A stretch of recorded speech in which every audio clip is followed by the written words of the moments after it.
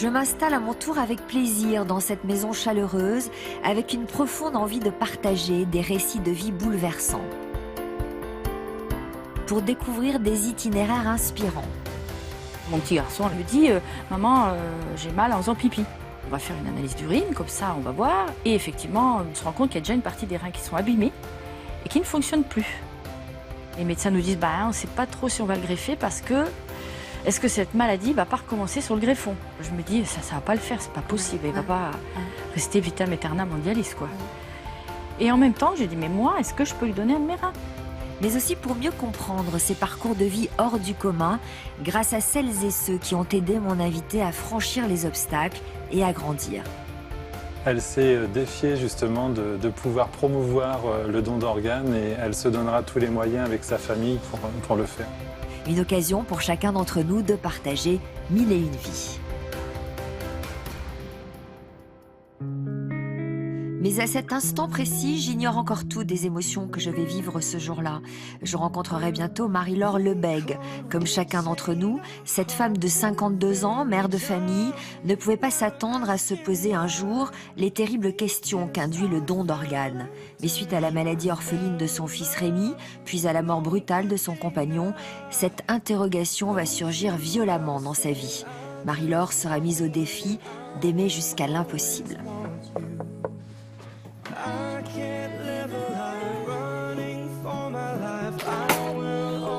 Bonjour.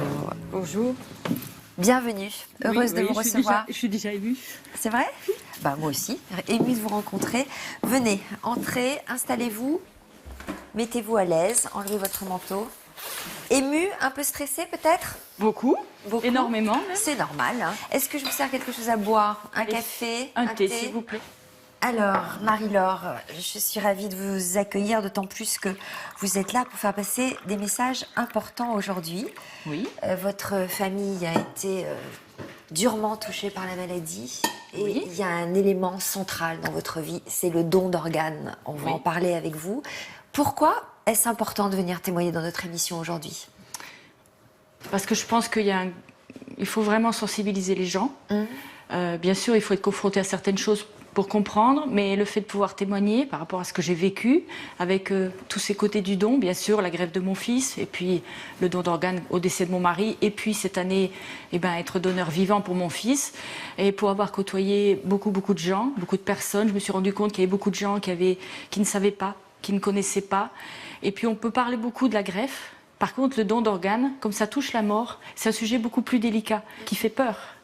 Et donc, je pense qu'en expliquant le parcours, en expliquant les petites choses qui m'ont permis d'évoluer et de cheminer comme ça, je pense que les gens peuvent comprendre. Alors, vous parlez de la greffe d'organes et du don d'organes, parce qu'on verra que vous avez eu à prendre une décision extrêmement douloureuse, délicate, mais ô combien importante et généreuse en matière de don d'organes, justement. Vous allez nous raconter tout ça. On ne se connaît pas, c'est la première fois qu'on se rencontre, mais je vous ai demandé, pour préparer ce rendez-vous, de vous plonger dans vos albums de photos et de choisir les photos qui ont jalonné votre parcours, celles qui sont importantes pour vous. Donc, je vais vous laisser les regarder, ces photos, et puis on se retrouve au salon, toutes les deux. Comment vous vous sentez? Ça va, ça commence à aller mieux. Bon, je vous laisse aller regarder les photos. Merci. See the storms in your eyes, see the door twist in your side, and I wait for you. Slay your hand and twist of fate. On a bed of nails, she makes me wait, and I wait without you, with or without you, with or without you.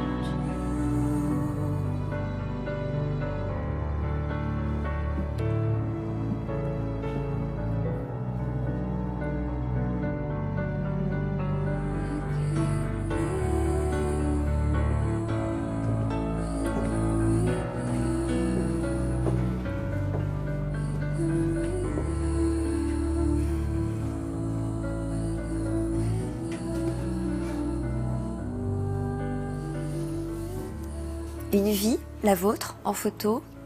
Quelles Oui. sont les émotions qui remontent? Plein de belles choses en fait. J'aime beaucoup celle avec mes petits-enfants, bien sûr, et puis mes enfants. C'est vraiment le noyau familial très important pour nous, qui nous aide à avancer. Voilà. On va revenir à votre enfance. Regardez la petite fille qui est en photo en face de vous. Elle a quel âge, cette petite fille? Elle doit avoir 7 ans, à peu près. J'étais au CP, voilà. Qu'est-ce que l'adulte que vous êtes aujourd'hui, au regard de votre vie, dirait à cette petite fille? Bien, je lui dirais, n'aie pas peur, aie confiance en toi, et puis suis ton cœur. N'écoute pas les autres, enfin, pas tout le temps, mais suis ton cœur. Marie-Laure, son frère Vincent et sa sœur Blandine grandissent dans le Tarn-et-Garonne au milieu des années 60. D'origine italienne, la famille est joyeuse mais peu expansive. Marie-Laure est discrète, timide et ce n'est qu'entourée de nature qu'elle se sent réellement heureuse. Seulement voilà, à l'adolescence, son père ouvrier en mécanique de précision est muté à Toulouse. La famille déménage au cœur de la ville. Je me suis retrouvée à 14 ans, l'année où je passais en seconde. Moi qui arrivais de ma campagne, dans un lycée immense. Les filles étaient maquillées, fumées, avaient des mobylettes, sortaient avec des garçons. Et moi, j'arrivais de ma campagne. Et, j'étais berluée. Enfin, j'ai mis un sacré moment à trouver ma place. Ça a renforcé ce mal-être et ce manque de confiance en moi. J'étais tellement pas bien que j'avais envie de travailler, d'avoir mon autonomie financière. Et du coup, j'ai cherché du travail, j'ai passé plein de concours. Et en septembre, j'avais même pas 18 ans, puisque j'ai eu mon bac à 17 ans et demi. Je suis partie en école dans l'armée de l'air. Alors pour faire quoi exactement? Dans quelle branche? Alors vraiment, tout à fait par hasard, le ravitailleur technique, ravitailler les avions, les pièces avions, etc. Et j'ai réussi à avoir mon affectation à Toulouse. Alors pendant ce temps-là, votre vie amoureuse, qu'est-ce qui se passe dans votre vie? Pas grand-chose, en fait. Pas grand-chose. C'est après que je rencontre quelqu'un. Et je me marie, et puis ma fille Emmanuelle naît en avril 85. Vous avez quel âge là quand vous vous mariez? J'ai 20 ans. Et puis ma fille née, j'ai 21 ans. Je suis en congé maternité, et puis je rembauche le 2 août 85. Je reprends mon travail après mon congé maternité. Et je suis dans mon bureau, et je suis dos à la porte. Et j'entends mon chef qui arrive dans le bureau et qui nous présente un nouvel arrivant, le sergent-chef Lebègue. Et je me dis, c'est un nom pas facile à porter, ça. Lebègue. Lebègue. Ouais. Qui me serre la main. Et là, j'ai l'impression qu'il y a une éternité qui s'écoule. Et j'aime ce regard. Et je me dis, mais c'est avec lui que je veux être. Comme ça, en le regardant droit dans les yeux. Comme ça. Ça s'appelle un coup de foudre. Je crois. À ce moment-là, vous êtes mariée et vous avez une petite fille qui a quel âge? 3 mois. 3 mois. Et alors, vous avez l'impression que c'est réciproque? Au départ, non. Je me rends compte qu'il parle de sa fille, que ça doit être, je me dis, ça doit être un super papa parce qu'il parle Donc de sa lui aussi a une fille? Oui. Il Maggie. est marié? Oui, il est marié, il a une fille. Et puis, on a réalisé qu'on n'habitait pas très loin l'un de l'autre. Il me propose de me ramener en voiture. C'est un vendredi. Et puis voilà, finalement, tous les vendredis, il me ramène en voiture. D'où, on arrive à discuter de choses un peu plus intimes, on va dire. Donc vous avez hâte que le vendredi arrive? Voilà, c'est ça, en fait. Comme moi. Presque, oui, mais pas pour les mêmes raisons. Et puis, en fait, j'ai même pas envie de poser de vacances parce que je préfère être au travail pour le voir. Et puis, un autre vendredi, il me ramène et puis il m'arrête devant chez moi. Et puis, à ce moment-là, on se penche tous les deux et je crois qu'on doit avoir envie tous les deux de s'embrasser, donc on s'embrasse. Donc vous êtes embrassés un vendredi? Un vendredi. Voilà. L'évidence s'impose? L'évidence s'impose. Et vous décidez de changer de vie? Voilà. Et ça a dû être douloureux? Douloureux, beaucoup de culpabilité. Mais bon, ça se fait quand même. Marie-Laure et Daniel vont enfin vivre leur amour au grand jour. Décision est prise d'emménager ensemble avec leurs 2 filles respectives et de se marier. Tout paraît alors naturel. Quelque temps plus tard, un bébé s'annonce et Julie naît en 1988. La vie s'écoule dans une douce harmonie que la naissance de Rémi en 1994 transforme en parfait bonheur, jusqu'au jour où 2 ans plus tard, le petit garçon se réveille perclus de démangeaisons. Et puis, assez rapidement, vous vous rendez compte qu'il a de drôles de taches Oui. sur le corps. Oh oui. Vous pensez à quoi? C'est un petit garçon qui a toujours gentil, simple, calme, et qui mange très peu, qui mange pas beaucoup. Et puis un jour, je vais le chercher dans son lit un matin, et il me dit maman gratte, gratte. Alors je regarde, effectivement, il a des espèces de ronds rouges partout. Donc j'appelle mon médecin, on l'amène chez le dermato, qui me dit c'est au mois de mai. Il me dit il a mangé des fraises. Oui, il a mangé des fraises. Donc, on pense à une allergie. Voilà, on pense à une allergie. Ne lui donnez plus de fraises, notez ce qu'il mange, au cas où il n'y ait pas que les fraises. Et puis, des lotions, ça passe. Mais 15 jours après, les taches reviennent. Et en même temps, il me dit, maman, j'ai mal en faisant pipi.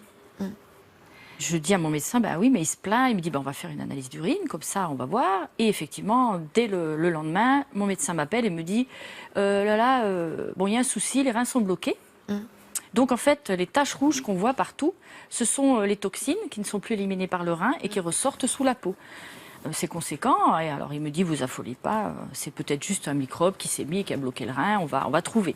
Donc, il m'envoie tout de suite à Chartres, voir une pédiatre. Le docteur Florence Fan. Et là, elle me dit, écoutez, moi, vu ce qui se passe, elle dit, moi, je préfère vous envoyer à l'hôpital Trousseau à Paris, dans un service de néphrologie spécialisé, qui va vraiment trouver ce qu'il a. Donc, allez, début juillet, nous voilà partis à Trousseau. Et là, des examens, beaucoup de prises de sang, biopsie, etc. Puis, au bout d'une semaine, on nous dit, oui, il y a un problème. Et par rapport à la biopsie, on se rend compte qu'il y a déjà une partie des reins qui sont abîmés et qui ne fonctionne plus. Et puis, au bout d'un moment, on nous dit, écoutez, dans un premier temps, ce qu'il faut, c'est qu'on bloque la maladie à ce stade-là, qu'elle arrête l'évolution. Alors, qu'est-ce qu'on nous propose? On nous propose de la corticothérapie, c'est-à-dire de la cortisone à très forte dose. Et là, je vois mon petit garçon, en l'espace de 15 jours, enflé.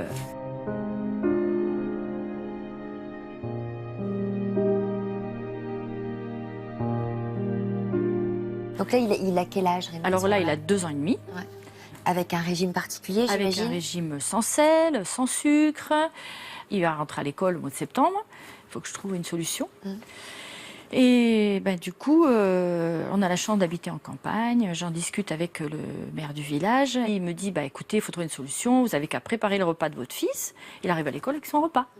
Et à ce moment-là, vous n'avez toujours pas de diagnostic? Non. On nous dit...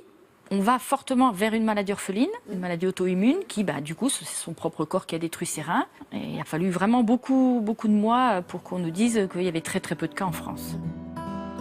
Toute la famille est bouleversée par ce diagnostic. Cette injustice insupportable soude tout le monde.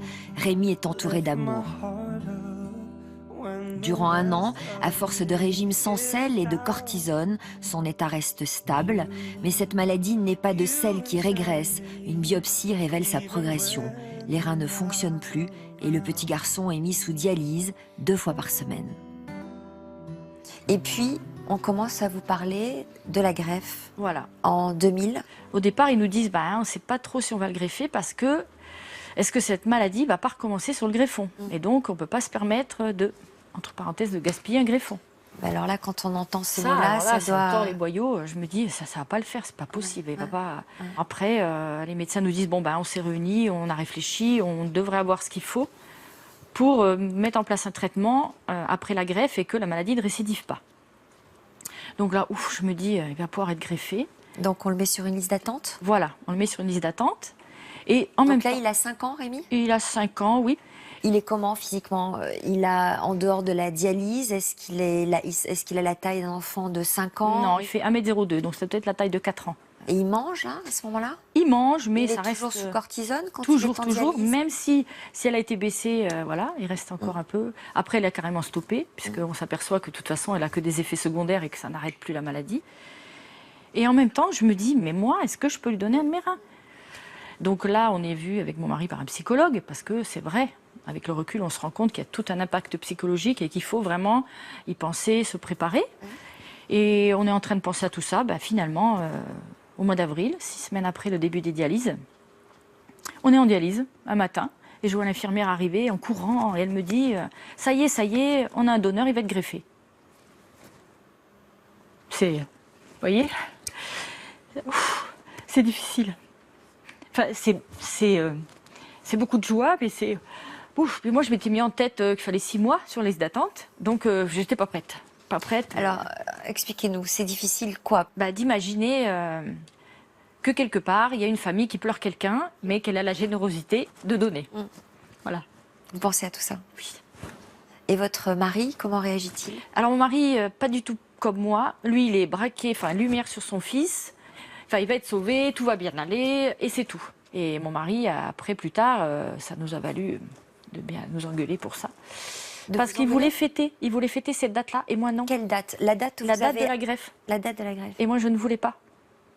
Pour moi, c'était bien pour Rémi, c'était super, mais je ne pouvais pas fêter cette date-là. En pensant à cette autre je pouvais pas. famille Ouais, dont l'enfant était décédé, manifestement. voilà. Donc, la greffe arrive. Oui.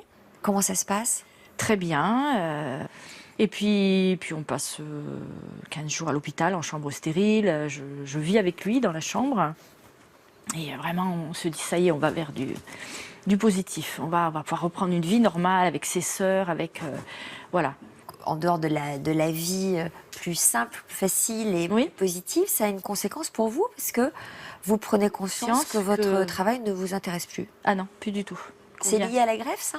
Il y a ça, et puis oui, peut-être le fait de rencontrer aussi des gens qui m'ont...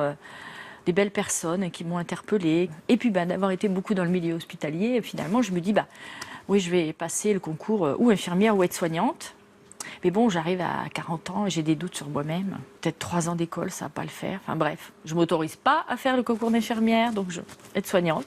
Et j'adore, j'aime les stages que je fais, j'aime le contact, j'aime apprendre. Vous terminez combien? 4e. Sur combien? Sur 30. Bravo. Oui, j'étais fière de Vous moi. êtes fière de vous? Oui. Ça vous donne confiance en vous? Ah oui. Au milieu de ce chaos émotionnel, Marie-Laure a trouvé sa voie. Elle s'épanouit pleinement comme aide-soignante auprès de personnes âgées et d'handicapés. La greffe de Rémi tient. Pendant 15 ans, l'harmonie familiale est de retour. Rémi a une vie normale. Il part à Tours faire ses études. Il sort avec ses amis, fait du sport. Il oublierait presque sa maladie si les prises de sang régulières ne lui rappelaient pas son sursis. Et puis, il me dit pas il nous dit pas grand-chose à son papa et à moi, parce que, après, comme il est majeur, forcément, les résultats n'arrivent plus à la maison. C'est lui qui les a. Les résultats de ces examens médicaux. Hein. Voilà. Du mais coup, vous vous posez des questions quand même. moi, je me pose j'imagine. des questions, parce que je Non, le mais vois à lui, fatigué. vous lui en posez? Je lui demande, mais ça va toujours bien avec Rémi, tout le temps. Non, ça va. Bon. Mais je vois qu'il maigrit. Je le vois fatigué. Il est suivi à l'hôpital Bretonneau à Tours. Je dis, moi, j'aimerais bien rencontrer un peu tes médecins. Donc on prend rendez-vous, j'appelle ce médecin, on prend rendez-vous, et là elle me dit oui. Ça va pas, la fonction rénale de Rémi vraiment se dégrade. Et puis elle me dit, il y a un truc qu'on ne comprend pas, c'est qu'il est très très très anémié. Et du coup, il le dope, une fois par semaine, il a une piqûre pour le doper. Elle me dit, mais malgré cette piqûre, il remonte pas. Et puis oui, ça c'est en janvier 2015, là elle nous appelle un jour et puis elle nous dit, voilà, c'est son greffon qui casse ses globules rouges, ça va plus du tout, donc il faut lui enlever. Elle me dit, ça c'est ça ou on risque le malaise cardiaque. Et bien on l'accompagne à l'hôpital Bretonneau, mi-février, puis il est opéré. Il est opéré en urgence, on lui enlève le greffon. Et là, nous voilà repartis sur les dialyses 3 fois par semaine. Et oui. 3 fois par semaine, donc ça veut dire qu'il doit arrêter ses études ou il arrive à... il n'arrive pas beaucoup à les suivre parce qu'il est tellement fatigué. Et puis après les dialyses, il ne tient pas debout, faut dire ce qu'il est. Donc... Est-ce qu'on envisage une autre greffe? Oui, on envisage une autre greffe, mais on nous dit, mais pour le moment, il est trop anémié. Donc, on va attendre, on va le retaper et on verra quand il sera comme il faut, on le remettra. Donc ça veut dire qu'à ce moment-là, on ne le met même pas sur une liste d'attente. Ah non. On attend que son état s'améliore. Voilà. Alors 2015, annus horribilis, comme on dit, une année terrible pour vous. Eh bien, on ramène ensuite Rémi à la maison, qui ne peut pas suivre ses cours. Enfin, c'est pas possible, il est trop mal. Et mon mari, qui est à la retraite, l'amène en dialyse régulièrement. Fin mars, week-end où Rémi a voulu rester quand même un week-end chez ses amis à Tours. Je rentre du travail un vendredi. Et je trouve mon mari allongé sur le canapé. Mais je lui dis, qu'est-ce que tu fais là? On devait partir chez des amis. Il me dit, il me dit, je suis vraiment pas bien. Il me dit, j'ai rien mangé de la journée, je suis fatiguée, j'ai mal à la tête. Et puis, j'ai vomi, je suis pas bien. Alors, je lui dis, t'exagères quand même. Depuis ce matin que tu es malade, t'as pas appelé le médecin? Non, je t'attendais. Bon, il m'attendait. Alors, votre mari est sportif, il est en pleine forme. Jamais malade. Il a quel âge, là, Marie-Laure? Il a 58, presque 59. Très jeune retraité parce que l'armée de l'air, voilà. Et donc, il se lève. Et là, je vois qu'il se met vraiment à pencher sur la droite. Alors, en souriant, il me dit, oh là là, il me dit, ça va pas, qu'il me dit.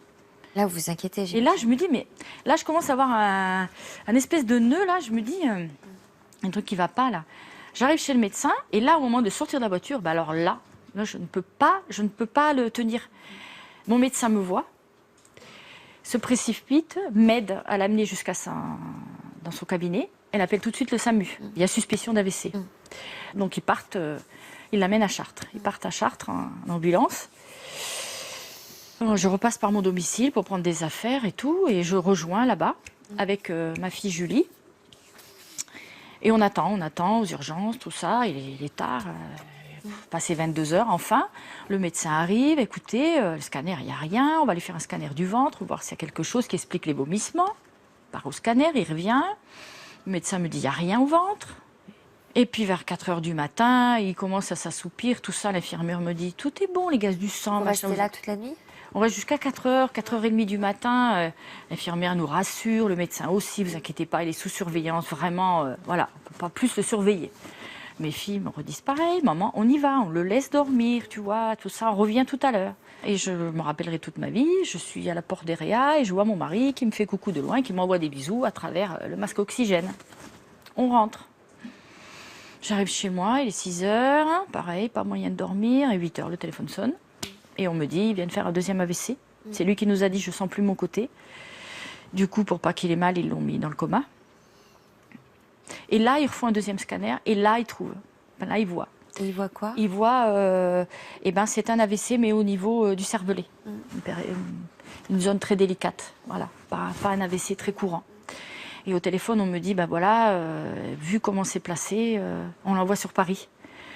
Il n'y a qu'à l'hôpital Sainte-Anne, il n'y a qu'un chirurgien pour opérer à ce niveau-là, et on va tout tenter, les jeunes, on va tout tenter.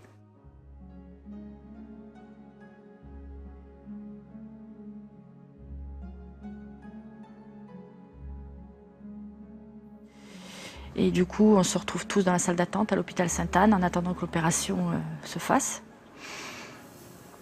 Et puis vers 17h, la chirurgienne nous dit, j'ai réussi à déboucher la thrombose. Et là, je vois mes filles soulagées, mes enfants soulagés. Mais vu la tête du médecin, je me dis, il doit y avoir autre chose. Elle me dit, par contre, il y a quelque chose qui ne va pas, parce qu'on s'est rendu compte que les 2 grosses artères du tronc cérébral, ces artères qui amènent le sang à la tête, sont bouchées. Et je lui dis, mais vous ne pouvez pas déboucher puisque vous avez débouché. Non, elle me dit, on ne touche pas à cette zone-là, on ne peut pas toucher. Voilà, on comprend que c'est fini, quoi, c'est la fin. Il y a une toute petite veine qui bat encore, que le cerveau n'est plus irrigué, que oui, là, on se dirige lentement mais sûrement vers une mort encéphalique. Voilà, on nous dit, de toute façon, ne vous inquiétez pas, on le surveille, il est là, et on s'occupe de lui. Il n'a pas mal, surtout, rassurez-vous, il n'a pas mal. Bon, on se dit, on va rentrer, on va aller chercher des affaires, on va revenir. Quand même, dans la voiture, on s'est dit, si vraiment, il s'en sort pas, mais si vraiment, il s'en sort pas, tous, on se regarde et on dit, papa, il aurait voulu le don d'organes. Donc vous parlez ensemble? On parle ensemble, voilà. On parle du pire, en se disant que vraiment, si c'est le pire, ça sera ça. Est-ce que dans votre tête, c'était un moyen de continuer à le faire vivre? Ah oui, c'est sûr.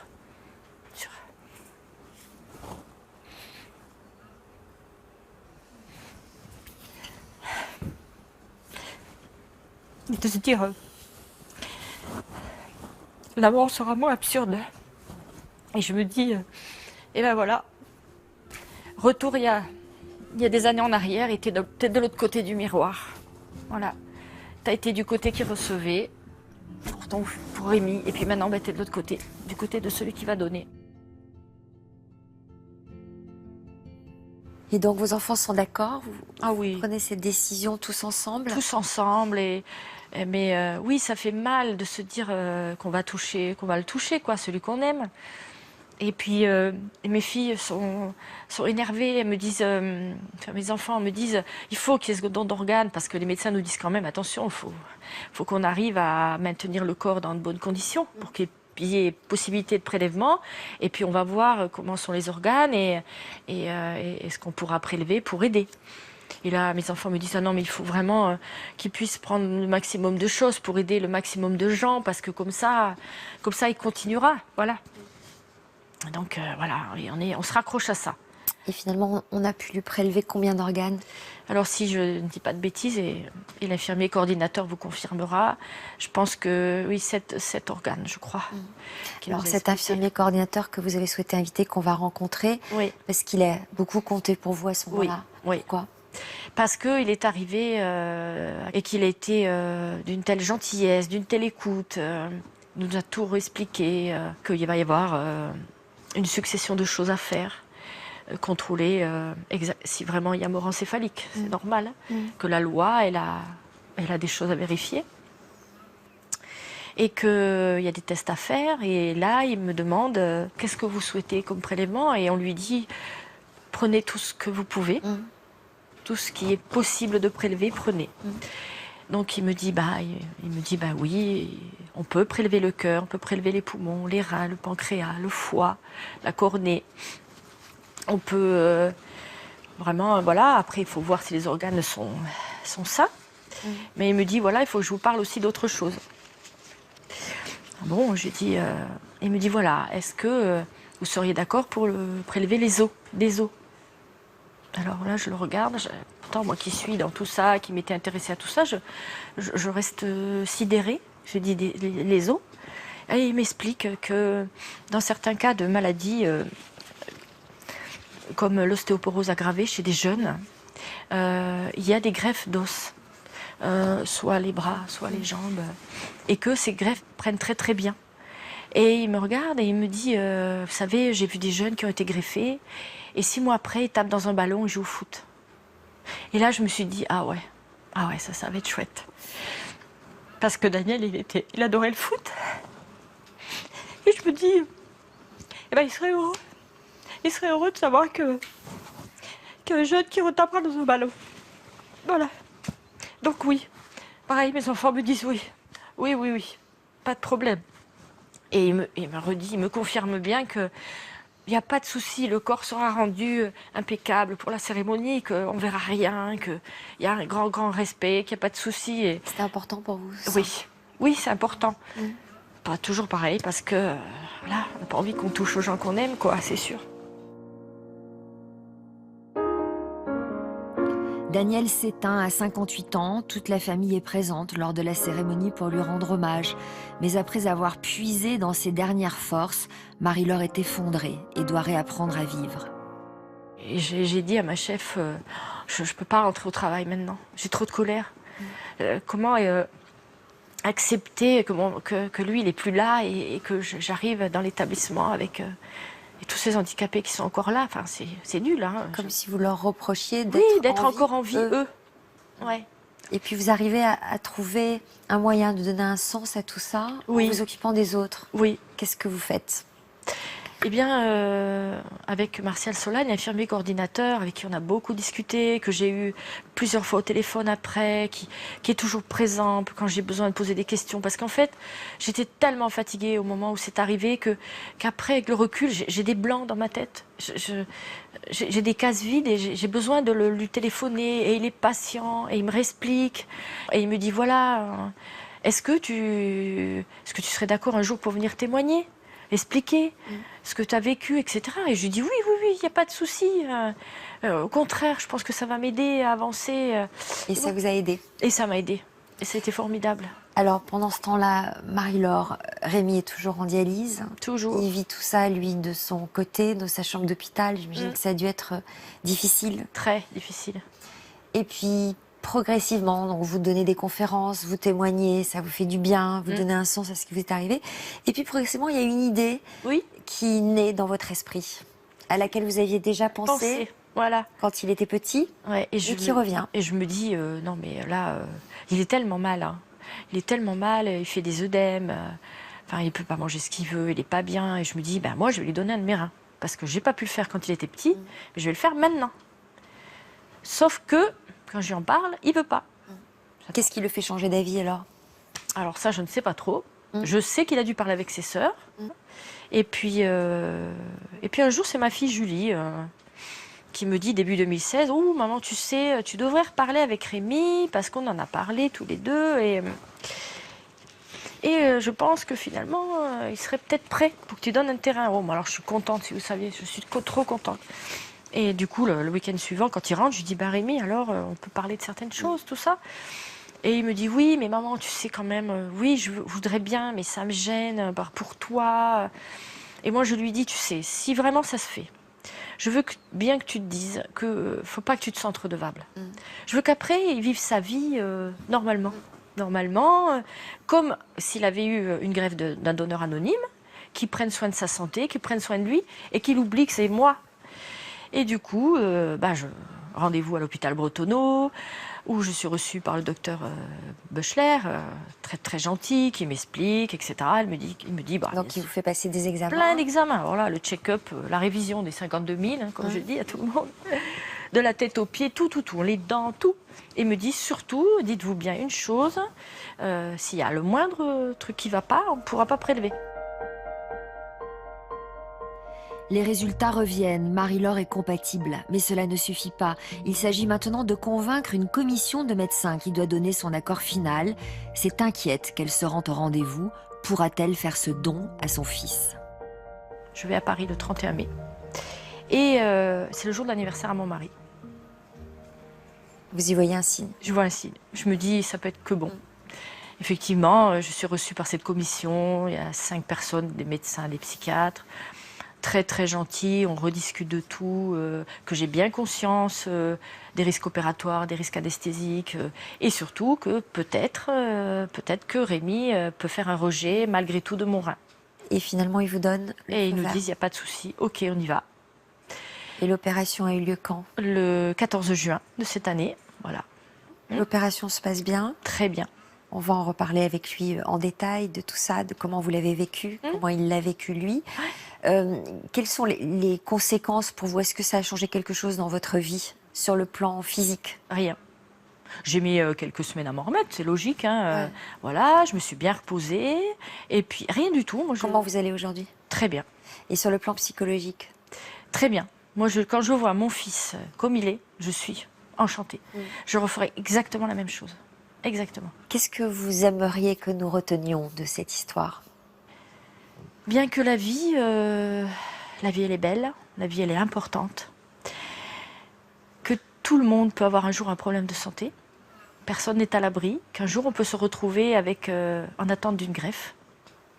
Mais pour qu'il y ait une greffe, faut qu'il y ait un donneur. Et pour qu'il y ait un donneur, faut qu'il y ait des gens qui aient, au moment d'un décès, la générosité d'accepter le prélèvement d'organes.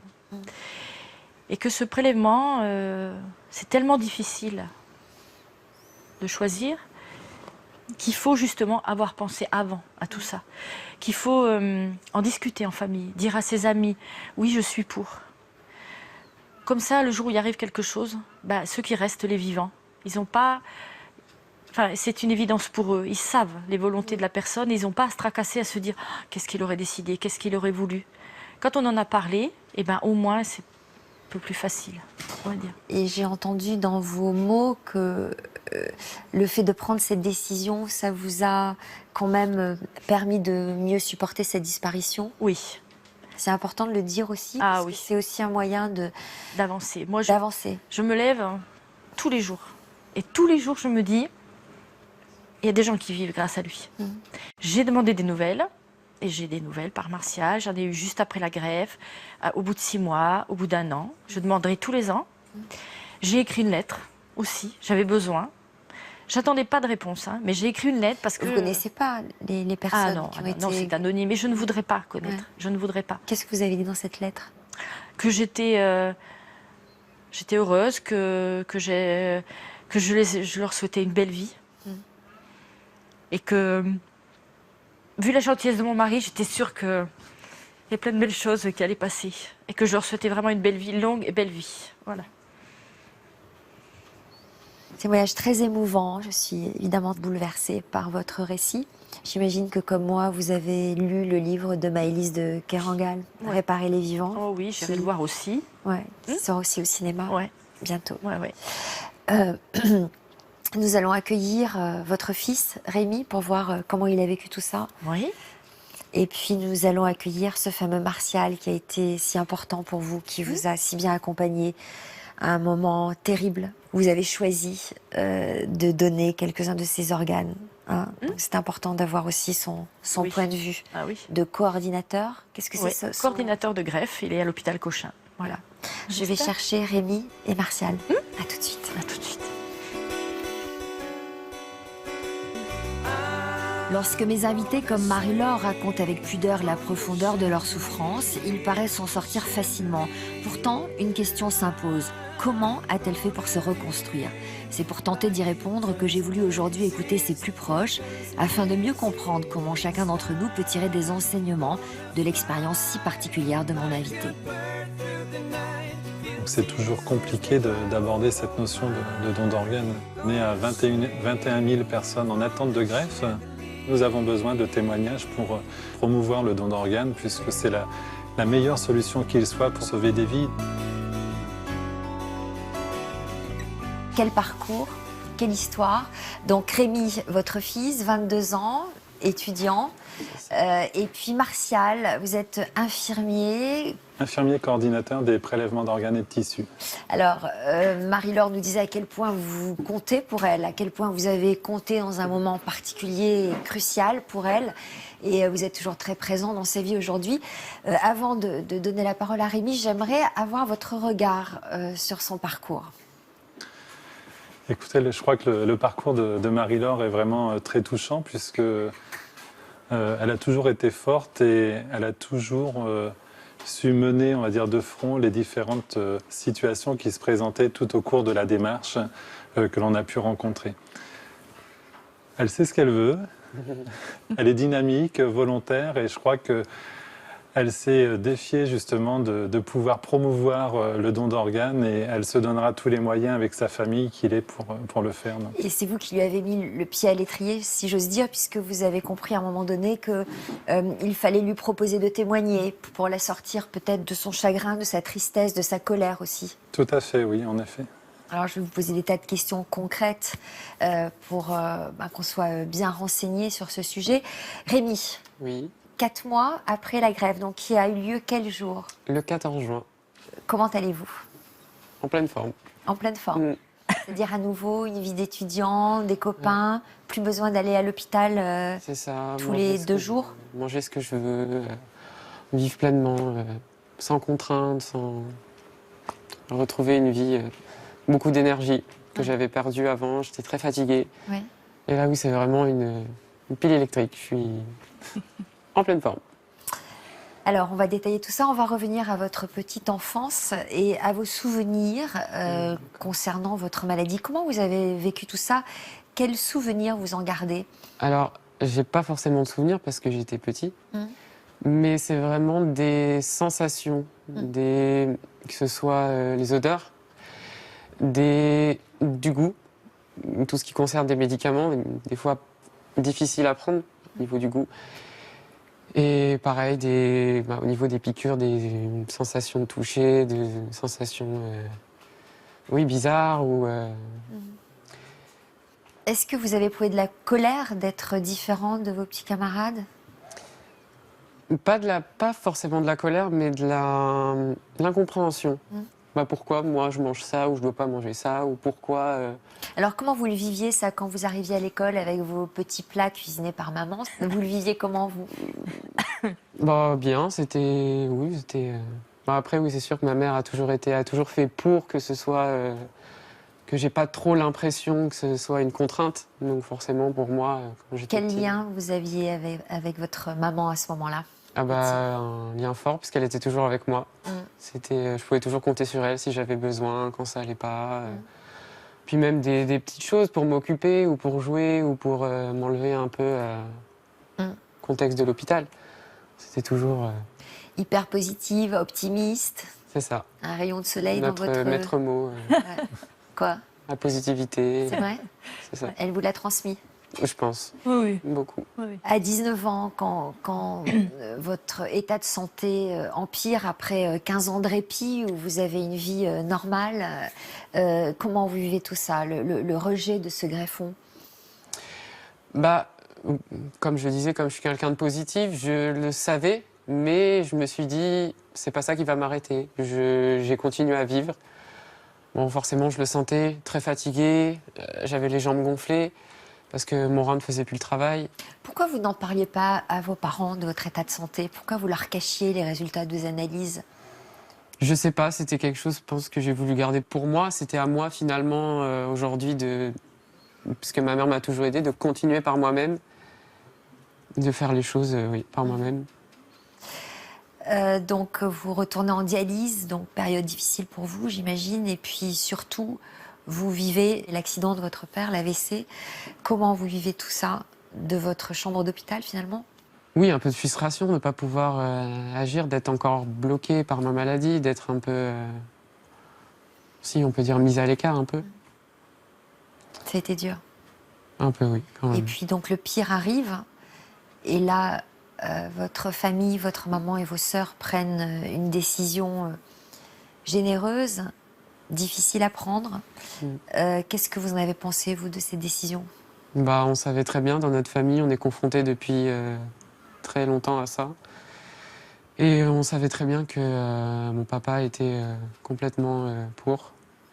C'est ce qu'il voulait et on en avait déjà parlé, c'était un peu une évidence. Et vous aussi, vous trouvez que ça a donné du sens à son départ? Oui, bah, c'est un peu... il n'est pas mort en vain. Mon papa était très... oui, c'était la gentillesse même, c'était toujours donner sans rien attendre en retour. Et c'était un dernier hommage qu'il a fait en donnant ses organes. Et voilà. Martial, est-ce que vous pouvez nous expliquer concrètement en quoi consiste votre rôle? L'infirmier coordinateur, dans un premier temps, est contacté donc par le réanimateur lorsqu'un patient présente les signes d'un état de mort encéphalique, dans le but de pouvoir évaluer le dossier du patient pour savoir si ce patient peut être donneur d'organes ou non, en fait. Et le rôle de l'infirmier coordinateur est d'accompagner justement le donneur depuis cette alerte du réanimateur jusqu'à la chambre mortuaire. Est-ce qu'il a un pouvoir de persuasion? Non. C'est-à-dire que vous intervenez au moment où la famille a pris sa décision? En fait, nous allons avec le réanimateur. Le réanimateur va annoncer l'état de mort cérébrale. Et ensuite, pendant l'entretien, nous allons aborder le sujet du don d'organes pour recueillir auprès des proches du défunt si le défunt s'était prononcé ou non en faveur du don d'organes de son vivant. Lorsque la discussion n'a pas eu lieu dans les familles et que l'état du donneur le permet, est-ce qu'il arrive que vous constatiez que ça offre un espoir à des gens désespérés devant la perte d'un être cher, d'avoir recours au don d'organes? Oui, en effet, parce que souvent, comme le disait Rémi, justement, c'est cette notion de générosité qui est mise en avant, en se disant, ce contexte dramatique, souvent la mort cérébrale intervient dans les 48-72 heures après l'accident. C'est très souvent, en tout cas, brutal. Et en fin de compte, ça permet de réaliser ce que Rémi disait. Il a été généreux une dernière fois, en fin de compte, et ça permet justement de sauver des vies. Donc, ce caractère, on va dire, de sauver des vies qui est important pour les proches, pour ceux qui restent, en fait. Est-ce que vous avez observé un changement des mentalités? Oui, parce qu'il y a une communication qui a été développée par l'Agence de la biomédecine et puis les différentes équipes de coordination, puisque des équipes de coordination existent maintenant au sein des établissements de santé. Donc en fait, il y a beaucoup de campagnes, beaucoup d'actions de promotion du don. Et donc ça reste un sujet quand même compliqué, mais moins tabou. Compliqué parce que c'est Compliqué difficile parce que d'envisager parce la que ça mort. projette la mort, en fait. Ça projette sa propre mort, ou ça projette la mort de ses enfants, ou ça projette la mort de ses proches. Donc c'est toujours compliqué d'aborder cette notion de don d'organes. Il faut des conditions particulières pour être donneur. Par exemple, vous dites que le décès intervient souvent brutalement parce qu'on peut être donneur à la suite d'un accident. Il faut être en bonne santé, a priori.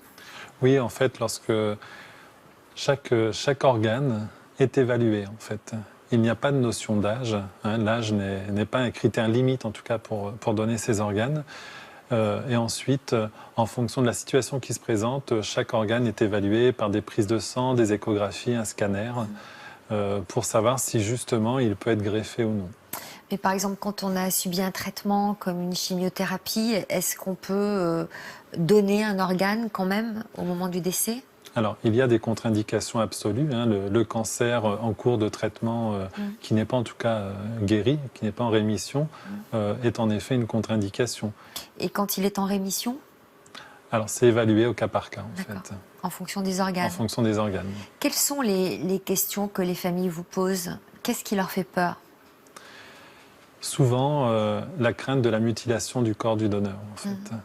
Et justement, l'infirmier coordinateur est garant justement de ce respect du corps, et les équipes chirurgicales qui pratiquent le don d'organes avec toutes les règles d'asepsie et de respect du corps comme toute intervention chirurgicale sont extrêmement vigilants justement au respect de ce donneur aussi précieux pour les receveurs, en fait.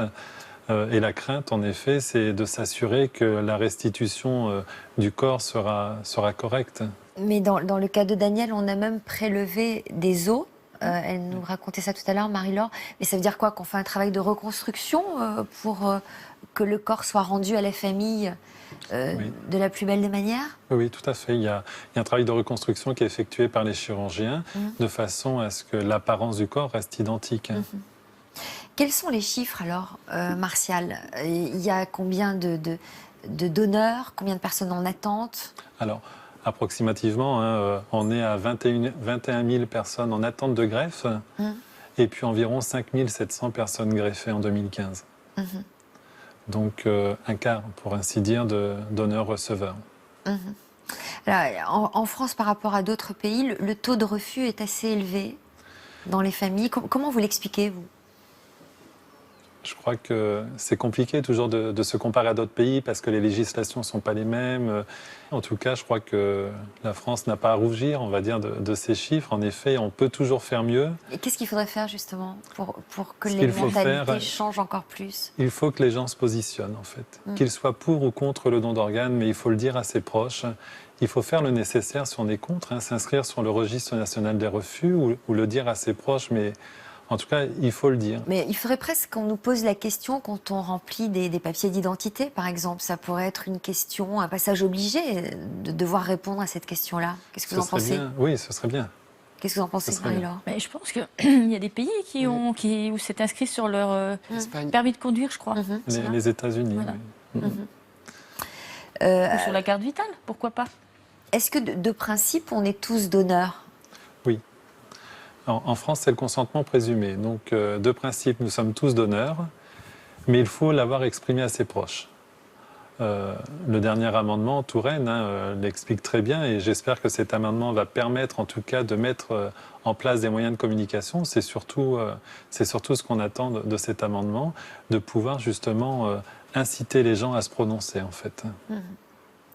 Alors, difficile parfois d'accepter de recevoir une greffe. Ça n'a pas été facile pour vous, Rémi, quand votre mère vous a proposé de vous donner son rein. Oui. Qu'est-ce qui s'est passé dans votre tête? Bah, pour moi, c'était non. Directement, c'était je veux pas faire subir ça à quelqu'un, puis même au cas où si ça se passait mal, devoir pareil faire comme moi, tout ce chemin de dialyse, de problèmes de santé, non, pour moi, c'était pas... Et puis même, c'était un organe, c'est quelque chose d'important, surtout venant de quelqu'un de sa famille. Non, pour moi, c'était pas quelque chose de... Alors, comment l'idée a fait son chemin? Qu'est-ce qui vous a convaincu? Eh ben, j'en ai beaucoup parlé donc avec ma mère, avec mes sœurs. Et donc, du coup, c'est une phrase de ma sœur, Julie. Elle m'a dit un jour, et c'est ça qui m'a fait tilt, qui a commencé, elle m'a dit Mais tu sais, depuis que tu es tout petit, maman a rien pu faire pour toi. Et là, elle a toujours été impuissante face à ta maladie. Et là, elle peut enfin t'aider. C'est vraiment son souhait. Elle peut enfin être là pour toi et t'aider, faire quelque chose. À nuancer tout ça, parce que maman ne peut rien faire pour toi, vous n'avez fait que ça, faire beaucoup Oui, mais pour lui. on se sent tellement, comme je vous disais, un peu coupable. On se dit toujours, qu'est-ce que j'ai fait de travers pour qu'il ait ça, en Ouais. fait. Et donc, on voudrait faire des choses. On voudrait prendre la maladie à sa place. On voudrait subir tous ces trucs à sa place. On voudrait tout faire à sa place, qu'il est pas mal. Alors, qu'est-ce qu'on risque, Martial, quand on donne un rein, quand on est en bonne santé, comme Marie-Laure? Quels peuvent être les effets secondaires, les conséquences? Le risque, en effet, c'est que le rein qui lui reste ne fonctionne plus à son tour et qu'elle se retrouve, elle, à son tour, en dialyse, en attente d'un rein, éventuellement. Donc, ce serait le plus gros risque qu'elle puisse avoir. Vous savez ce que l'on peut donner de son vivant, en dehors d'un rein? Alors, en France, le rein donc, et le foie. Donc, Un petit bout du foie. Oui, un petit bout du foie, parce que ce régénère, donc, mais ça représente très peu. Hein, c'est une vingtaine de dons Ouais. du vivant à l'année, en fin de compte. Hein, donc, c'est très peu. Alors que le rein, c'est quelque chose qui maintenant, on va dire, érodé, se fait bien, se pratique bien. Il y a quand même pas mal de greffes de rein qui, de toute façon, se font et fonctionnent très bien. Ça arrive souvent que justement quelqu'un d'une même famille se propose? Oui, souvent. C'est souvent dans ce lien que ça se pratique. En tout. Alors, on va revenir à cette opération. Donc, c'était le 14 juin. Date importante. Comment vous avez vécu cette opération tous les deux? Bien. Bien, oui. Oh, moi, Vous étiez dans 2 chambres différentes? oui, Oui, ouais. 2 services différents. Qu'est-ce qui se passe avant, quand on se dit à tout à l'heure? Qu'est-ce qu'on se dit? Quelles sont les dernières paroles échangées? Plein de choses. Oui. Bon, on a parlé normalement. Ouais. On était... Moi, j'étais sereine, hein, vraiment. Je suis allée sans aucune appréhension. J'étais sûre que tout irait bien. Et puis voilà. oui. Moi aussi, c'était... Ouais, on a bien discuté. Je lui ai redit une dernière fois et qu'après, on n'en parlerait plus. Enfin, bon, évidemment, on en parle quand même. Mais je lui ai dit, voilà, après, tu prends soin de toi, prends tes médicaments, tu sais ce qu'il faut pour aller bien. Et tu vis ta vie, sois bien dans tes baskets, fais le métier que tu veux, mais sois heureux. Et ne pense plus que c'est moi qui t'ai donné un rein. Pense juste que tu dois prendre soin de toi. Qu'est-ce qui s'est passé d'abord au réveil, tous les deux, quand vous êtes retrouvés réveillés? Parce qu'il y a quand même une anesthésie générale. Oui. C'est quand même une opération qui dure combien de temps? 6 heures, je crois, 6 ou 7 heures. Hein. C'est ça, c'est pas une Que je petite suis partie- opération quand même. Je suis partie au bloc avant lui et après, voilà, et on s'est retrouvés en salle de réveil. Ouais, ouais. Et qu'est-ce qui se passe au réveil? je me souviens juste, puisqu'on était un peu dans le coltard. J'ai tout de suite demandé du coup si ça s'était bien passé pour elle et s'il n'y avait pas eu de... Oui, Et on s'est pareil. juste tenu la main et après Voilà. on s'est chacun. endormi. Voilà, on s'est rendormis. Est-ce que ça a changé vos liens, tous les deux? On avait déjà un lien très fort, je pense. Oh, non, c'est juste la continuité. Voilà. Voilà, dans la continuité. Quel regard vous portez sur le parcours de votre mère, Ah, sur ses choix?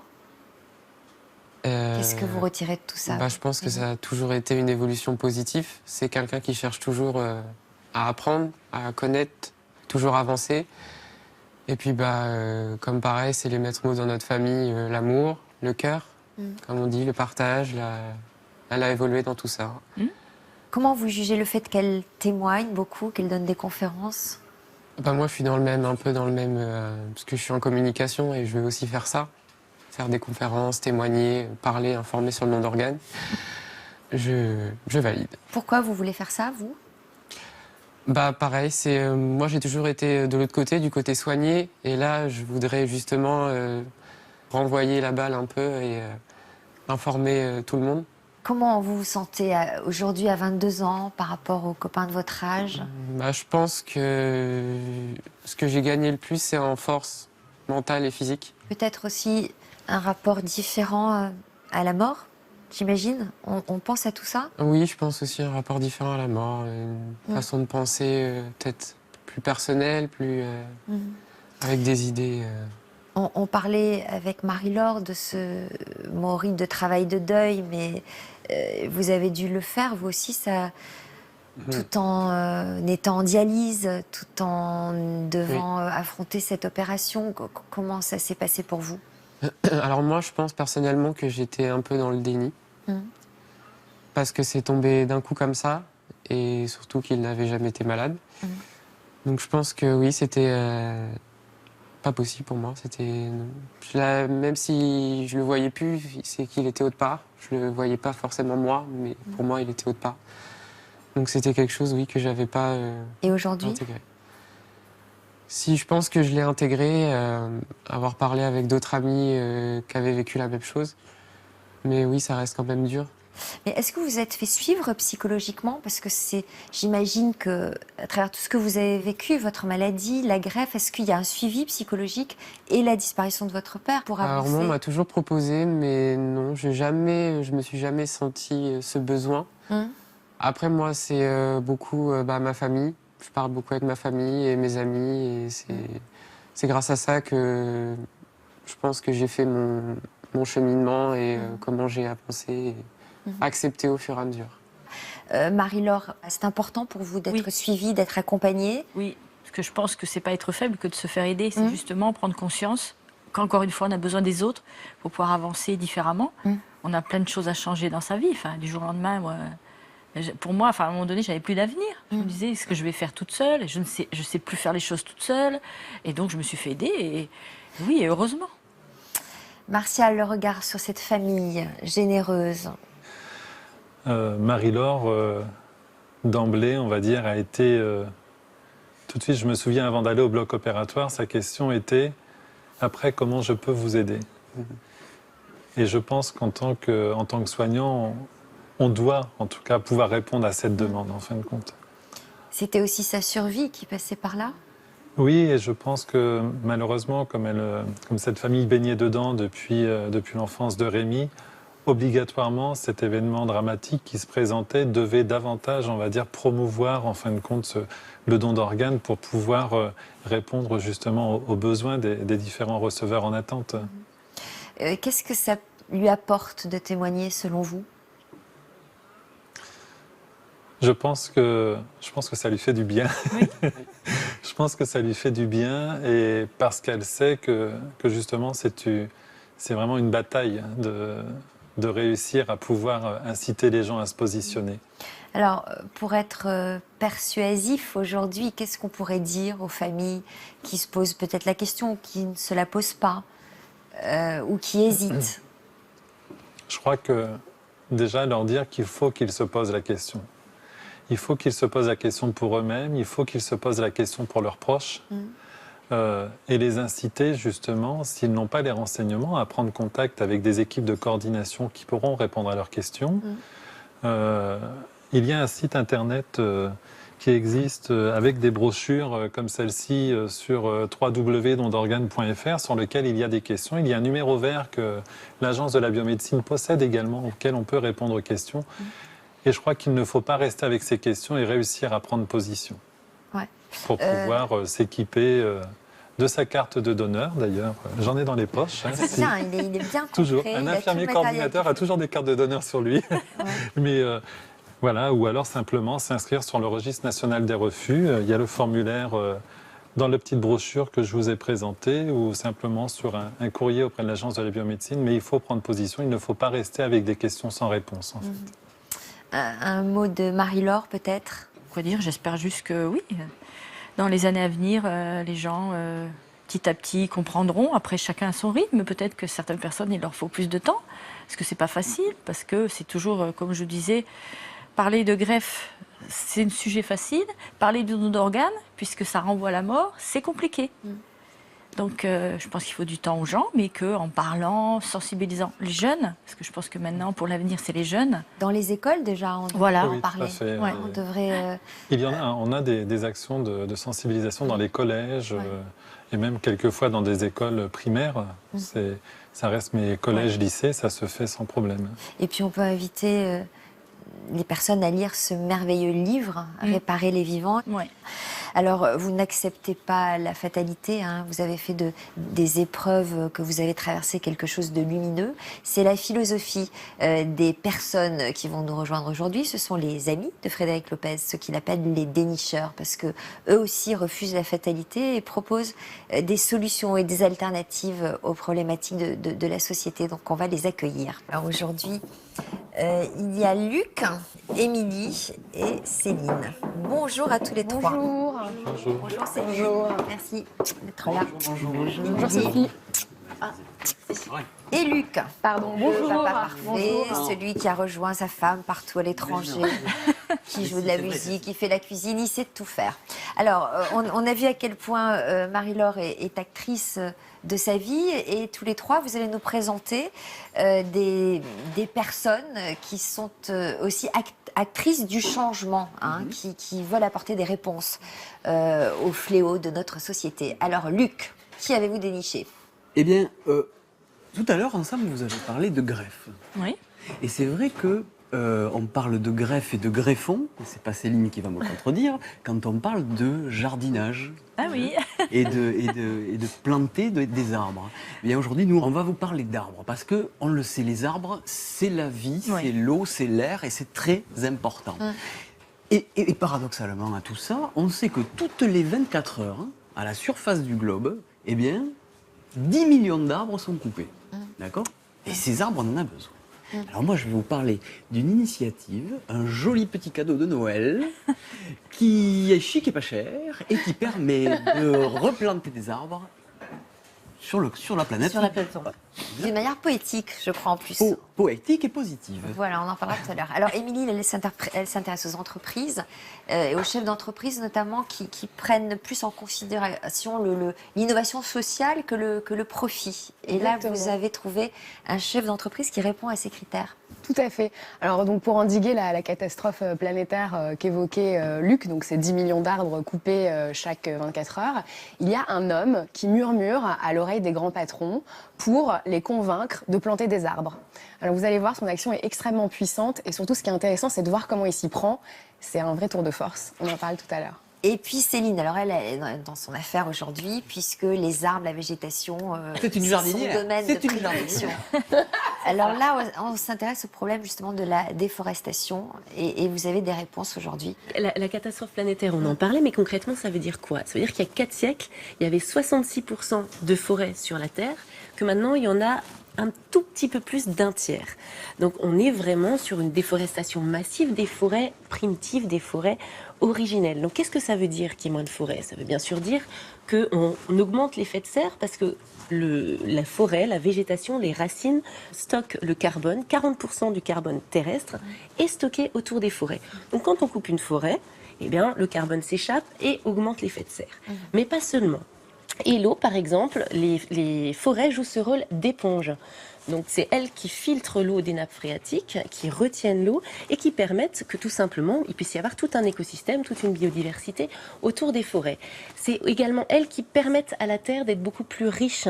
Quand on coupe les forêts, la terre est beaucoup plus sensible aux éléments, elle devient plus dure, elle est donc beaucoup moins imperméable à tous les événements climatiques. Et la forêt la plus en danger, c'est bien sûr l'Amazonie, qui a perdu 18% de sa surface depuis les années 70. Donc voilà. Et en Amazonie, on estime qu'il y a à peu près 27 000 espèces qui disparaissent chaque année. Des animaux. Animaux et végétaux.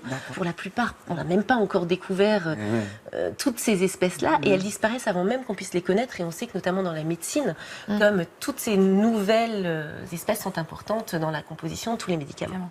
Et en France, il se passe quoi? Parce que ça, c'est dans le monde, mais en France, les forêts disparaissent aussi beaucoup? Alors non, en France, on est plutôt très bon dans la gestion de nos forêts, et on a réussi à préserver les forêts primaires et secondaires, donc les vieilles forêts, et on est surtout très attentif au reboisement, c'est-à-dire qu'on essaye de respecter la biodiversité, parce qu'on plante beaucoup d'arbres, bien sûr, partout dans le monde, mais dans beaucoup de pays, on ne fait pas forcément attention à ce qu'on replante, et on replante des choses, notamment de l'eucalyptus de pas très bonne qualité pour faire de l'arbre à papier, ou du palmier à huile, parce que l'huile de palme, on l'utilise énormément. Et c'est bien sûr, ces nouvelles forêts sont très loin de concurrencer les anciennes qui respectaient une grande diversité. Alors par rapport au problème, à ce fléau dans le monde de la déforestation, vous avez une solution à nous proposer? Oui, j'ai une petite solution toute simple qu'on peut tous mettre en œuvre à la maison. On passe beaucoup de temps à faire des recherches sur Internet, sur son ordinateur. En général, on utilise un moteur de recherche classique, Yahoo, Google, Bing. Et là, il y a un petit nouveau qu'on utilise depuis 2009 et qui permet de replanter des arbres. Il s'appelle Ecosia. Je connais pas. Alors, le créateur d'Ecosia, c'est Christian Kroll. C'est un Français. C'est un Français. Il a voyagé, il a été notamment à Berlin et il s'est rendu compte à Berlin qu'il y avait un moteur de recherche qui permettait de planter des arbres. Il a décidé de faire la même chose. Comment ça Un moteur de recherche pour des arbres. Exactement. Alors ça consiste en quoi? Ça consiste tout simplement à télécharger un moteur de recherche, Ouais. comme celui que vous téléchargez, vous utilisez habituellement. Vous faites votre recherche comme vous le faites d'habitude, mais à chaque fois que vous faites une recherche, vous mettez de l'argent de côté dans une petite cagnotte qui va vous permettre de replanter des arbres, qui va permettre à ce moteur de recherche. C'est-à-dire ça se fait automatiquement quand on Ça se fait fait une recherche? automatiquement. Mais ça veut dire quoi, qu'on le paie, le moteur de recherche, pour que ça se fasse C'est un moteur de recherche automatiquement? gratuitement, mais Ouais. comme tous les moteurs de recherche, les recettes, il y a des recettes publicitaires. C'est-à-dire que vous avez 80% de ces recettes publicitaires vont à la reforestation. Donc ce qui est très intéressant, c'est que 80%, c'est énorme. 80% c'est énorme. Et les 20% restants, ils cotisent pour une association qui travaille sur le bilan carbone. Et donc quand vous cherchez, vous faites fonctionner des tas d'ordinateurs. Donc ces 20%, ça sert à compenser toute cette énergie que vous utilisez. Donc vous savez exactement combien d'arbres ont été plantés. Donc là, il y a un peu plus de 5 millions d'arbres qui ont été plantés. Exactement. C'est Objectif. une demi-journée de déforestation. Ouais, c'est déjà pas mal. Au regard c'est- des statistiques. Ouais. C'est vrai. Mais l'objectif, c'est 1 milliard d'ici 2020. Donc Il y a de l'ambition. il y a de l'ambition. Et est-ce qu'on a le choix dans le genre d'arbres plantés? On n'a pas le choix, mais on peut suivre les plantations. Ouais. Donc, par exemple, là, on sait qu'il faut 11 secondes. Il y a 2 millions d'utilisateurs. C'est quand même beaucoup. 11 secondes pour planter un arbre en moyenne. Un peu plus de 5 millions d'arbres plantés. Et on suit les programmes directement sur le moteur de recherche. Donc, par exemple, là, c'est un programme qui a lieu à Madagascar où ils vont replanter principalement des palétuviers. Les palétuviers, c'est ces arbres qui s'enracinent dans l'eau salée et qui permettent à tous les petits poissons de nicher. Donc, en plus, on va permettre à tous les pêcheurs autour de Madagascar de retravailler. Il y a un beau programme au Burkina Faso également où on va creuser avec des tracteurs parce que le Sahara est en train de gagner du terrain au Burkina Faso. On va creuser, faire des réserves d'eau et planter des arbres qui vont faire reculer le désert. tout Donc à simplement. chaque problématique, à chaque pays, Exactement. on plante des arbres adaptés. Exactement. Donc c'est Très très simple, ça se trouve on peut l'utiliser sur son ordinateur, sur son téléphone, ça se télécharge très facilement et ça s'installe tout aussi Et ce qui est facilement. génial, c'est que on plante des arbres, mais on n'a rien à faire, quoi. Exactement. On n'a pas à payer, on n'a pas à machin. non. On va dessus, on surfe sur Internet comme si... Continue à faire. Quand même, attention, parce que c'est un moteur de recherche qui est donc éco-responsable. C'est un bon moteur de recherche, mais il va forcément y avoir des comparaisons entre les Google et Co. Effectivement, c'est pas un moteur de recherche aussi puissant et il peut s'avérer parfois que quand vous fassiez votre recherche, vous n'ayez pas forcément accès à tous les sites. Donc Exactement. on n'est pas au pays des bisounours, il faut quand même faire attention. Non, mais voilà. en tout cas, Pour des recherches utilise les basiques. deux. pour des recherches basiques, c'est Exactement. On utilise les deux. c'est Moi, j'ai les deux efficace. sur mon ordinateur. On fait l'un ou l'autre. exactement. Ça se sert de toute façon de tous les liens Google fait. et Bing. Donc on en a une grande partie. Et pour la vie courante, ça fait tout à fait l'affaire. Bon, donc merci Céline pour ce moteur de recherche formidable. Être utile sans Sans se poser de questions. Sans se poser de questions, Exactement. je trouve ça génial. sans Donc ça s'appelle Et sans Sans dépenser. dépenser. Ecosia. Ecosia. Et sans dépenser. Ouais. Alors Émilie, dans la veine d'Ecosia, vous avez trouvé un chef d'entreprise qui Exactement. lui aussi a inventé quelque chose d'intéressant. Alors, je vais vous parler d'un homme qui a décidé, lui, de consacrer sa vie à planter des arbres pour sauvegarder notre planète. Et à 43 ans, Tristan Lecomte est un des Français les plus influents en matière d'environnement. Il est diplômé de la grande école d'HEC, c'est un pionnier du commerce équitable. Effectivement, à la base, rien ne le prédestinait à s'engager dans la sauvegarde de l'environnement. Depuis 2008, il murmure à l'oreille des grands patrons pour les convaincre de financer des programmes pour replanter des arbres. Et son action est tellement puissante qu'en 2010, il a été élu par la revue Time Magazine parmi les 100 personnes les plus influentes au monde. Formidable. Alors il les convainc comment? Qu'est-ce qu'il leur murmure?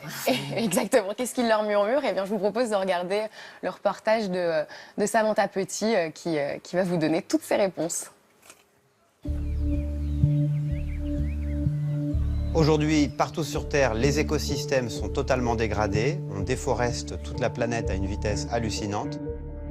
Mon objectif, c'est de participer à reforester l'ensemble de la planète pour le bénéfice de tous.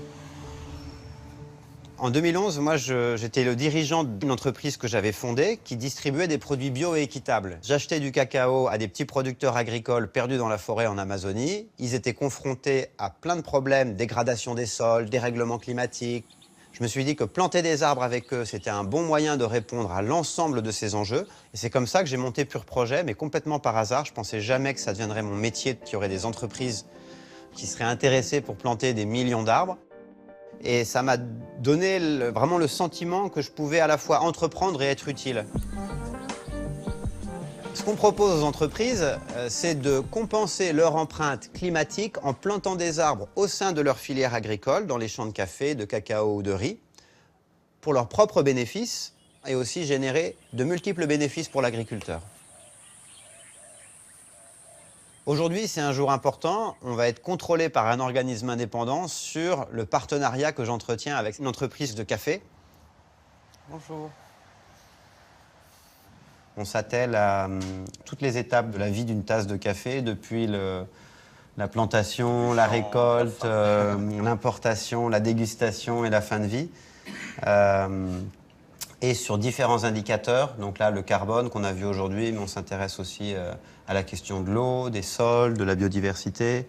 On va notamment planter 2 millions d'arbres sur 4 ans, de 2014 à 2017, dont 1,2 million en Colombie. Donc on a beaucoup d'arbres à planter, ça va concerner 3000 fermiers, donc 3000 parcelles de café. C'est vraiment une question de l'avenir de l'entreprise. Il n'y aura pas demain du café de bonne qualité si on n'agit pas de manière profonde sur la filière d'approvisionnement. On est convaincu qu'il faut le faire et d'autre part, on sait qu'on va en tirer nous-mêmes le bénéfice.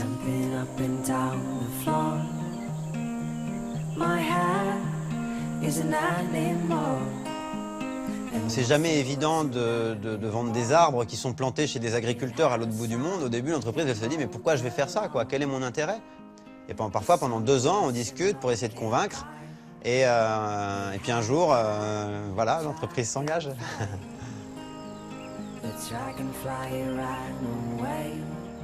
On plante aujourd'hui dans plus de 40 pays. On gère plus de 155 sites de plantation, à la fois en Afrique, en Asie, en Amérique du Sud, mais aussi en France. En fait, partout sur Terre, on a besoin d'arbres pour régénérer l'écosystème. C'est magique, les arbres. Vous plantez une fois un arbre, et après, pendant 50 ans ou 100 ans, il vous rend indéfiniment de multiples services écosystémiques gratuits. C'est un miracle. J'ai jamais vu quelque chose d'aussi généreux qu'un arbre.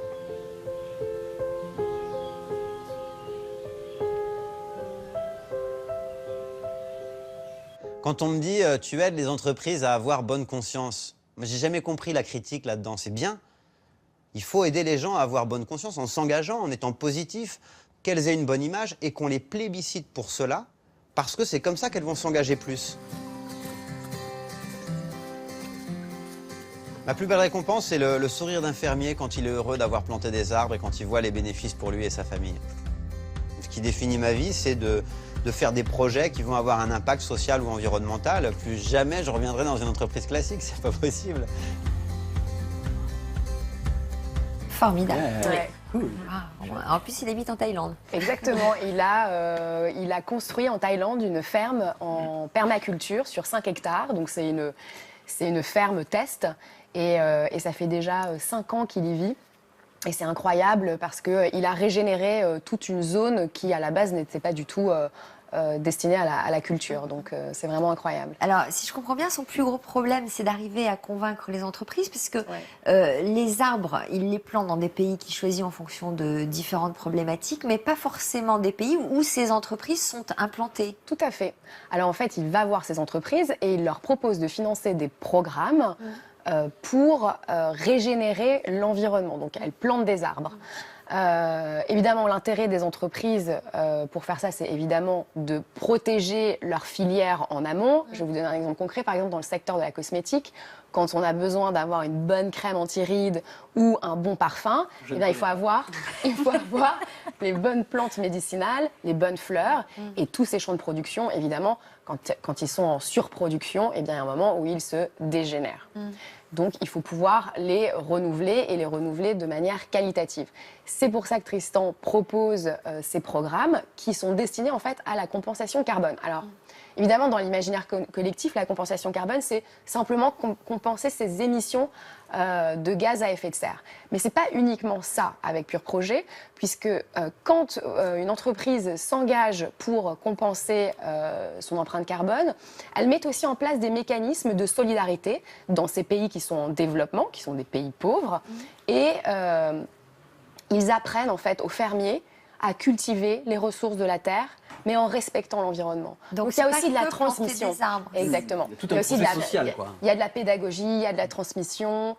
Il y a un travail en lien aussi avec tous les agriculteurs locaux. Exactement. Pour planter ce dont ils ont besoin. Exactement. Pour que tout le monde puisse profiter de cette nouvelle forêt finalement. Et puis il y a quand même quelque chose qu'il faut bien comprendre, c'est que depuis 50 ans, on inflige à la terre un régime de monoculture. C'est comme si, par exemple, nous, pendant 50 ans, par exemple, Sophie, c'est comme si je vous disais, bon, je suis désolée, mais là, vous n'allez manger que des pâtes et que du riz. Forcément, vous allez être malade plus facilement. Forcément, vous avez des vitamines. Exactement. Et la terre, c'est exactement la même chose. Et ça, c'est le régime qu'on impose à la terre depuis 50 ans.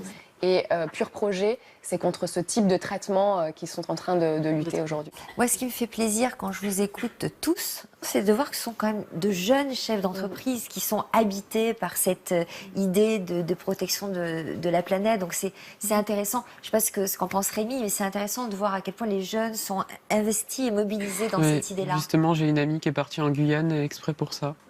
Pour s'occuper, parce qu'elle a fait des études de biologie, et c'est surtout pour s'occuper de l'eau. Vraiment voir comment l'eau, à quel point elle est polluée, et puis trouver des solutions pour éventuellement... C'est sûr que l'eau, c'est l'un des gros problèmes actuels. Donc il a écrit un livre. Alors il a écrit un livre qui est extrêmement intéressant sur les 100 bénéfices de l'arbre. Donc c'est ce qu'il expliquait dans ce reportage. L'arbre est généreux, par nature. L'arbre est généreux, comme Marie-Laure. Gratuitement. Marie-Laure est un arbre. J'espère qu'il plie un peu sous le vent et en fonction des événements.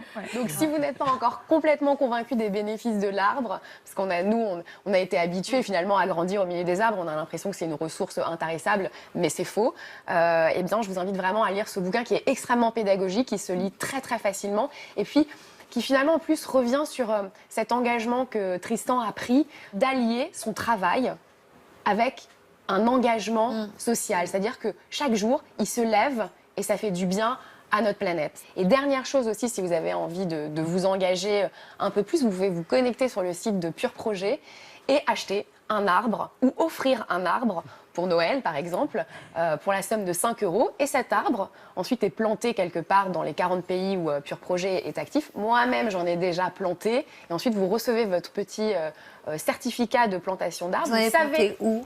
Moi, j'en ai planté au Kenya, j'en ai planté au Pérou. Enfin, j'en ai planté, c'est pas moi qui les ai plantés, mais en tout cas, je les ai offerts. J'ai reçu mon certificat, notamment, je les ai offerts à mes frères. Et mes frères ont reçu ces certificats. Vous avez planté un arbre au Kenya. On a la photo de notre arbre et on s'est promis qu'un jour, on irait rendre visite à notre arbre. Ah, c'est ça, parce que c'est super romantique, mais c'est peut-être un peu niais. Mais en tout cas, on se dit que on a laissé une trace, et si vous avez envie de laisser une trace encore plus importante, vous pouvez sauver 20 hectares de forêt, donc avoir même votre propre forêt, pour 140 €. Ah bon ? Je trouve que c'est un cadeau, c'est un cadeau intelligent, et puis c'est super romantique. Je t'ai offert une forêt, chérie. Moi, je trouve ça romantique. Marie-Laure, qu'est-ce que vous en pensez ? Je pense que j'ai trouvé le cadeau de Noël de Rémi. Alors, à propos de cadeau de Noël, autre idée suggérée par Luc. Eh bien, oui, parce que qui dit Noël dit sapin, qui dit sapin dit arbre, qui dit Noël dit Noël. Et c'est Noël. Voilà, c'est Noël aujourd'hui. Je vais vous faire des cadeaux à tous. Oh, voilà. Ah oui, c'est Noël avant Noël. Cher monsieur, tenez.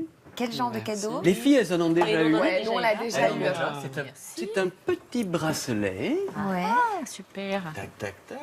Monsieur. Moi, j'en ai un aussi. Vous pouvez le mettre, hein, monsieur. C'est pas interdit. C'est une jeune entreprise française qui s'appelle Trise, qui a fait des bracelets. Et en fait, celui qui a eu l'idée de ça, il s'appelle Alexis. Alors, je vous montre sa photo, il est très beau. Voilà. Encore un jeune ? Encore un jeune, 36 ans. Ah ouais. Sublime. Ouais. D'accord. Il est content d'essayer. Franchement, vous auriez pu l'inviter, Luc. Sur notre Mais oui, plateau. mais non, parce qu'en fait, moi, j'ai quand même un statut de gendre idéal, de mari Ah, d'accord, parfait et d'accord, de d'accord. père. Hors de question de le remettre et en de question. père, je voulais pas que ce garçon me fasse de la concurrence. Alors, donc voilà, il a créé il y a 2 ans cette entreprise donc, qui s'appelle Trees. Et en fait, il vend ses bracelets sur Internet, sur son site Internet. D'accord. Mais quand on achète ce bracelet. Alors, c'est du bois. Hein. Alors voilà. Pardon, C'est du, fallait c'est pas le du dire. hêtre. Si, absolument. C'est du hêtre. C'est du hêtre massif des Vosges. Attention, ça ne rigole pas. Mhm.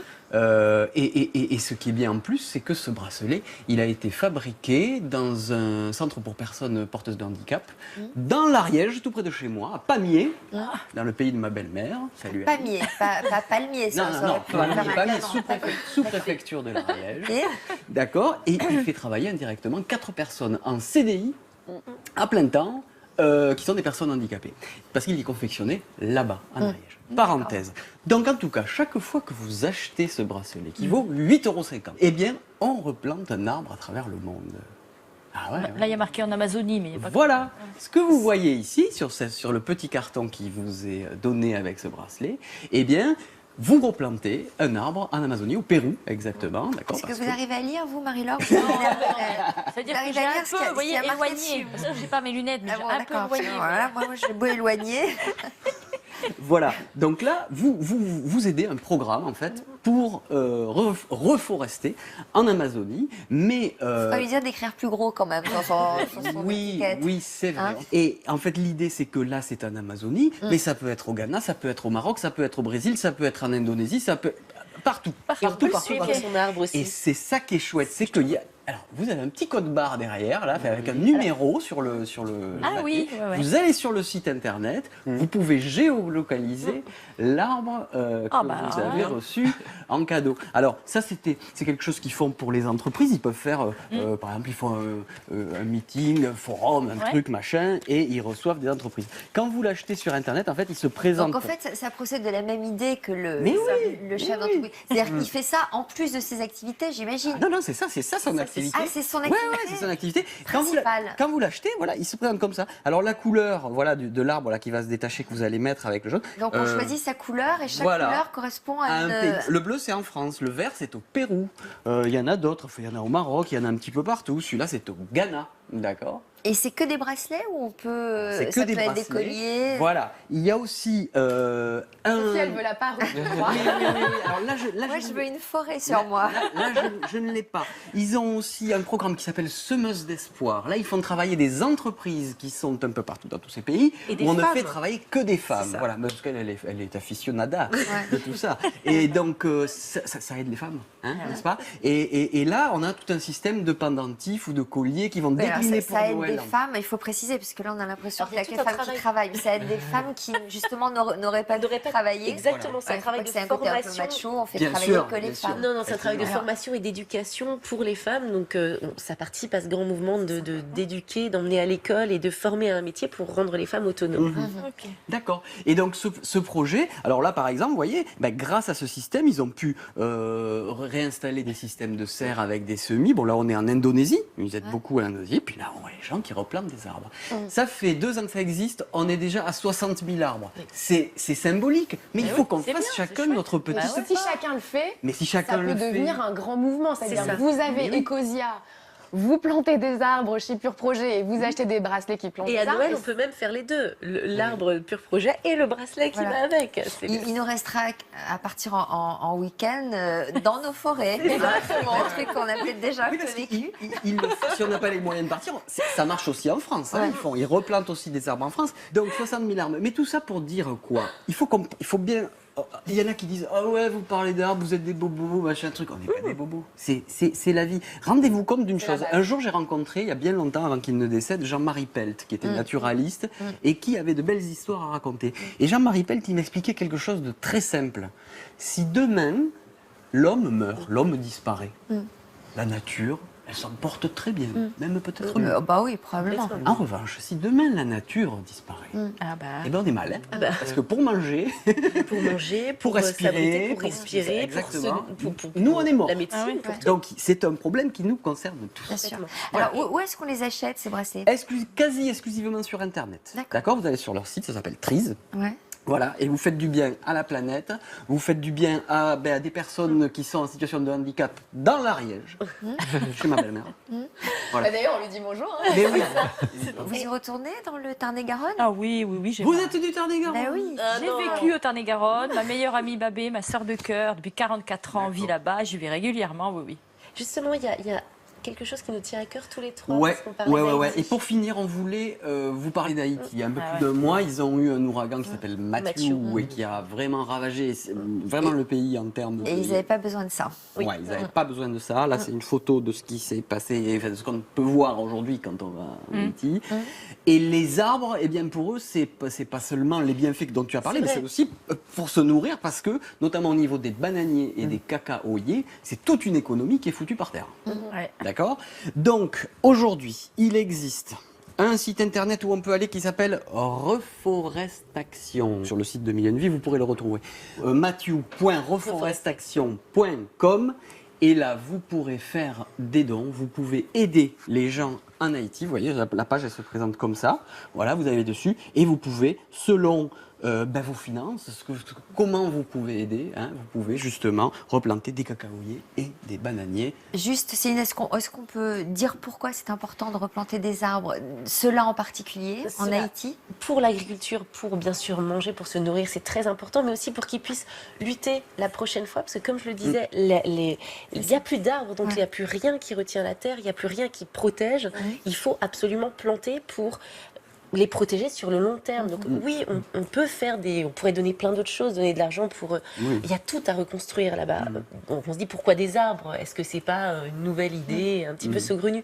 Non, replanter des arbres, ça permettra d'agir durablement et de faire qu'au passage, et on espère que ça va pas se produire, mais si un jour un nouvel ouragan se produit en Haïti, il y aura des arbres pour protéger les villages qui comme sont des en bord de digues, l'eau. quoi. Exactement, les racines retiendront beaucoup plus les inondations, les coulées de boue et les vents. Aux arbres citoyens. Alors, est-ce qu'on peut juste récapituler tout ce qu'on a à faire? Parce qu'on a des trucs à faire là sur l'ordinateur. Alors, déjà, charger un moteur de recherche qui s'appelle... Ecosia, c'est gratuit, ça prend 10 secondes et on peut quasiment faire toutes ces recherches que l'on fait tous les jours quand on surfe sur Internet. Donc, Reforestation, ça c'est pour aider Haïti à replanter certains arbres. D'autres choses d'ailleurs, mais... Si vous voulez offrir un arbre ou une forêt pour Noël, on fait quoi alors? Sur le site de Pure Projet. Et si Les vous voulez bracelets offrir des Noël. bijoux qui permettent de planter un arbre, La fête. voilà. On fait quoi, Luc? La fête, on fait la fête. Oui, d'accord, la fête, mais on fait quoi sur Internet? On va sur le site de Trees et on achète un bracelet qui va replanter un arbre un peu partout dans le monde. Et on vous dira tout ça, j'imagine, sur le site de évidemment. Évidemment. Très bien. Merci à tous. Et voilà, on a à cœur, évidemment, de lutter contre la déforestation et de protéger notre belle planète. Hein, Marie-Laure, c'est pas vous qui me direz le contraire. Exactement. Merci de tout cœur d'avoir partagé ce moment avec nous et de nous avoir apporté autant de lumière et d'espoir et d'avoir fait passer un message fort sur à la fois le don d'organes de son vivant et en fin de vie. Positionnez-vous, je crois que c'est comme ça qu'on peut résumer le mieux vos messages. Merci à tous. Merci à vous. Merci. Si vous aimez les belles rencontres, demain vous serez ému par le témoignage de Margot Gilquin. Condamnée au chômage à cause de son âge, Margot a bien failli en perdre le goût de vivre. Aujourd'hui, même si son quotidien est précaire, elle a tiré de toute cette épreuve une force qui la pousse à aider les autres seniors, victimes comme elle de discrimination à l'embauche. Il se passe que je suis dans une entreprise et survient un licenciement. Et là, je me prends une porte en pleine figure. Quand on est demandeur d'emploi, qu'on a 50 ans passés, on se dit on est foutu. Si tous ces gens au chômage, ces seniors, qui ont tellement envie de travailler, mais qu'on nous entende, on a l'impression que nous sommes has-been. On veut plus de nous, mais je lâcherai pas l'affaire.